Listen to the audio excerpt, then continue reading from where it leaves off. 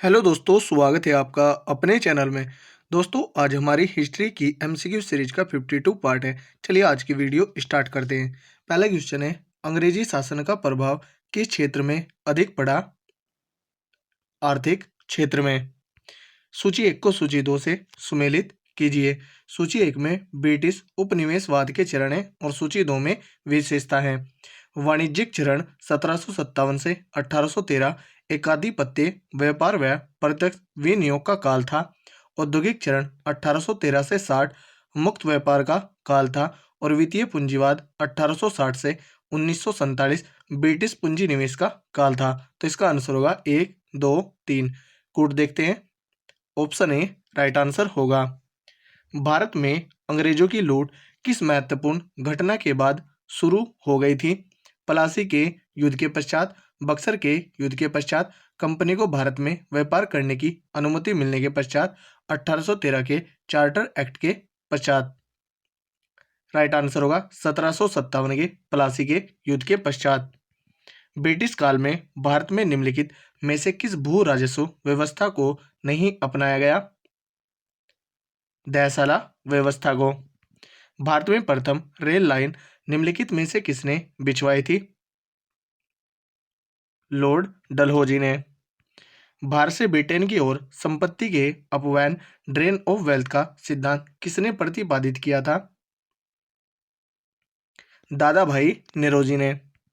वर्ष 1853 ईस्वी में लॉर्ड डलहौजी ने जो पहली टेलीग्राफ लाइन शुरू की वह किसके बीच थी? ऑप्शन डी कलकत्ता और आगरा के। भारत में ब्रिटिश भू राजस्व प्रणाली का निम्नलिखित में से किसने अधिक लाभ प्राप्त किया? जमींदार ने। भारत में सबसे पहला सूती वस्त्र मिल किस शहर में स्थापित किया गया था? बंबई में। अंग्रेजों द्वारा बनाई गई भू राजस्व व्यवस्था की निम्न प्रणालियों में से कौन सी कृषकों के हितों को अधिक सुरक्षा प्रदान करती थी? बंगाल प्रांत की स्थायी भू व्यवस्था, मद्रास प्रांत की रेतवाड़ी भू व्यवस्था, मध्यवर्ती प्रांत की जमींदारी भू व्यवस्था, संयुक्त प्रांत की मालगुजारी भू व्यवस्था। राइट आंसर होगा ऑप्शन बी मद्रास प्रांत की रैयतवाड़ी भू व्यवस्था। किसके द्वारा बंगाल और बिहार का स्थायी बंदोबस्त या इस्तमरारी बंदोबस्त शुरू किया गया था? राइट आंसर है option D Lord Cornwallis. British सरकार ने भारत में स्थायी बंदोबस्त कब लागू किया? 1793 में। रैयतवाड़ी व्यवस्था कब लागू की गई थी? 1820 में। पहली बार औपचारिक रूप से महलवाड़ी प्रथा कब लागू की गई थी? 1822 में। स्थायी बंदोबस्त जिन क्षेत्रों में लागू किए गए उनमें शामिल है। ऑप्शन ए बंगाल, बिहार, उड़ीसा, मद्रास के उत्तरी जिले, बनारस। राइट आंसर होगा ऑप्शन डी 1, 2, 3, 4 एवं 5। अंग्रेजी शासनकाल में भारत का कौन सा क्षेत्र अफीम उत्पादन के लिए प्रसिद्ध था? बिहार राज्य। 18वीं सदी में बंगाल में वस्त्र उद्योग के पतन के लिए उत्तरदायी कारण था उत्पादन की गुणवत्ता में कमी, कच्चे माल की अनुपलब्धता, ब्रिटेन को निर्यात करने वाले माल पर उच्च तटकर कारीगरों की अनुपलब्धता। राइट आंसर है option B option C Britain को निर्यात करने वाले माल पर उच्च तटकर। नील कृषकों की दुर्दशा पर लिखी गई पुस्तक नील दर्पण के लेखक कौन थे? दीनबंधु मित्र। अंग्रेजों द्वारा सर्वप्रथम कहवा बागान लगाए गए थे? वायनाड जनपद में। अंग्रेजी शासन के दौरान भारत की आर्थिक दोहन के विचार का प्रतिपादन किसने किया था? दादा भाई नौरोजी ने। भारत में अंग्रेजों के समय में प्रथम जनगणना किसके कार्यकाल में हुई? लॉर्ड मेयो के। सर थॉमस मुनरो किस भू राजस्व बंदोबस्त से संबंधित है? रैयतवाड़ी बंदोबस्त, कॉर्नवालिस स्थायी बंदोबस्त और होल्ट मैकेंजी महलवाड़ी बंदोबस्त से। भारत में प्रथम रेल लाइन का निर्माण 1853 ईस्वी में किन नगरों के बीच हुआ? बम्बई और ठाणे के। स्वतंत्रता पूर्व अवधि में ब्रिटिश सरकार द्वारा भारत में आधुनिक शिक्षा के प्रसार का मुख्य उद्देश्य था। छोटे प्रशासनिक पदों पर नियुक्ति हेतु शिक्षित भारतीयों की आवश्यकता, भारतीय संस्कृति को प्रोत्साहित करना, भारतीय लोगों को आधुनिक बनाना जिससे वे राजनीतिक जिम्मेदारी में भाग ले सके, उपर्युक्त में से कोई नहीं। राइट आंसर होगा ऑप्शन ए, छोटे प्रशासनिक पदों पर नियुक्ति हेतु शिक्षित भारतीयों की आवश्यकता। स्थायी बंदोबस्त के तहत जमींदार को पूरे लगान या भू राजस्व का कितना राज्य को देना तय किया गया था? 89%। रेतवाड़ी व्यवस्था जिन क्षेत्रों में लागू की गई उनमें शामिल थे। Option A, Madras presidency, Bombay presidency, पूर्वी बंगाल, असम और कुर्ग। राइट आंसर है ऑप्शन डी, 1, 2, 3, 4 एवं 5। उत्तरी भारत में भूमि कर व्यवस्था का प्रवर्तक किसे कहा जाता है? मार्टिन बर्ड को। समस्त अंग्रेजी भारत की सर्वाधिक भूमि पर 51% भूमि पर अपनाई गई भू राजस्व व्यवस्था थी रैयतवाड़ी व्यवस्था। भारत में उपनिवेशी काल में विटली आयोग 1929 का उद्देश्य था और आगे राजनीतिक सुधारों के लिए भारत की क्षमता का परीक्षण, श्रमिकों की मौजूदा परिस्थितियों पर प्रतिवेदन पर सिफारिशें प्रस्तुत करना, भारत में वित्तीय सुधारों के लिए परियोजना तैयार करना, भारत में प्रशासनिक सेवाओं के लिए विस्तृत पद्धति विकसित करना। राइट आंसर होगा ऑप्शन बी, श्रमिकों की मौजूदा परिस्थितियों पर प्रतिवेदन पर सिफारिशें प्रस्तुत करना। भारत में भारतीयों द्वारा 1881 में स्थापित हुआ तथा उनके प्रबंध में चलने वाला समिति देयता का प्रथम बैंक था अवध कॉमर्शियल बैंक। अंग्रेजों द्वारा रैयतवाड़ी बंदोबस्त लागू किया गया था मद्रास प्रेसिडेंसी व बंबई प्रेसिडेंसी में।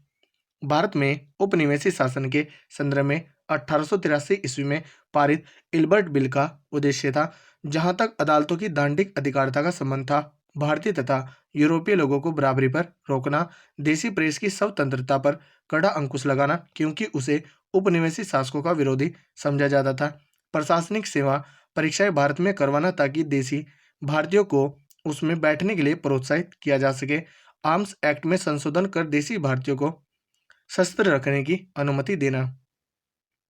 राइट आंसर है ऑप्शन ए, जहां तक अदालतों की दांडिक अधिकारिता का संबंध था, भारतीय तथा यूरोपीय लोगों को बराबरी पर रोकना।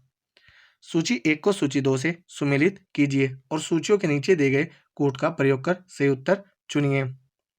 बड़े सामंतों को आवंटित भूमि जागीरदारी प्रणाली थी, मालगुजारी के इजारेदारों अथवा तहसीलदारों को आवंटित भूमि जमींदारी प्रणाली थी, उप किराएदारी पर देने, गिरवी रखने, हस्तांतरण करने, उपहार देने या विक्रय करने के अधिकार सहित प्रत्येक किसान को आवंटित भूमि रैयतवाड़ी प्रणाली थी, ग्राम्य स्तर पर की गई भू राजस्व बंदोबस्ती महलवाड़ी प्रणाली थी। तो इसका आंसर होगा 1, 4, 2, 3। कोड देखते हैं 1, 4, 2, 3।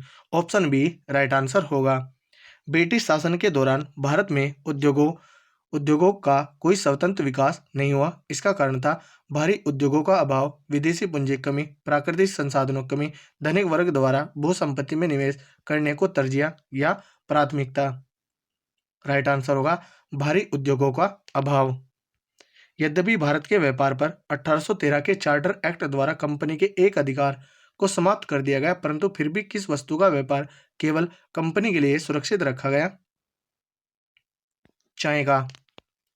ब्रिटिश ईस्ट इंडिया कंपनी का व्यापारिक अधिकार अंतिम रूप से किस एक्ट के तहत समाप्त किया गया? 1833 का चार्टर एक्ट।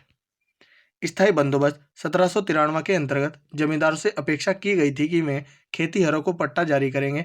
अनेक जमींदारों ने पट्टा जारी नहीं किया। इसका कारण था जमींदारों के ऊपर किसानों का विश्वास था, जमींदारों के ऊपर कोई सरकारी नियंत्रण नहीं था, यह ब्रिटिश सरकार की जिम्मेदारी थी, खेतीहरों की दिलचस्पी प्राप्त करने की नहीं थी। राइट आंसर है ऑप्शन बी, जमींदारों के ऊपर कोई सरकारी नियंत्रण नहीं था। ब्रिटिश भू राजस्व व्यवस्था के संदर्भ में इन कथनों पर विचार कीजिए और इन कथनों में से कौन सा या कौन से कथन सही है।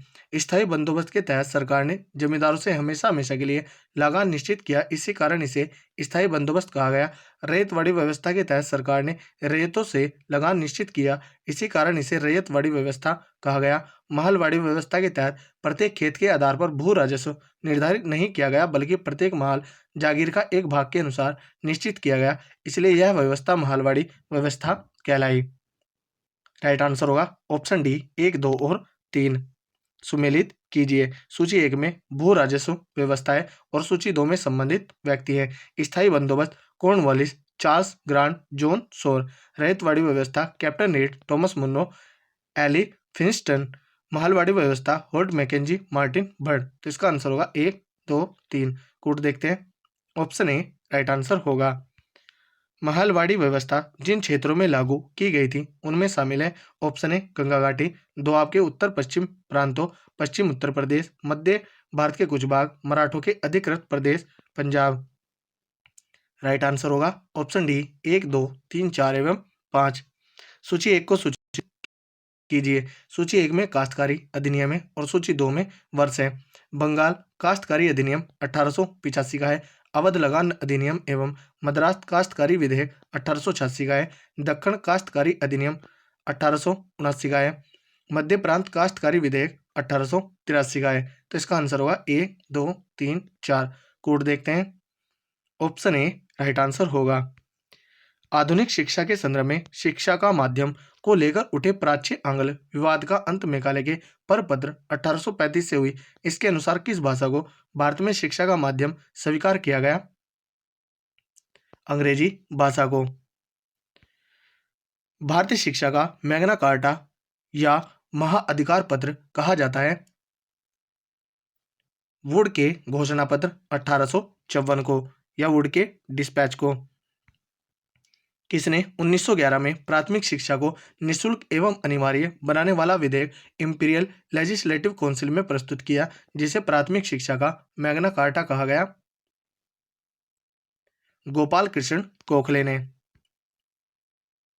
शिक्षा से संबंधित आयोग या समिति की पहचान करें। ऑप्शन ए हर्टोग समिति 1929, लिंडसे आयोग 1929, सप्रू समिति 1934, सार्जेंट योजना 1944।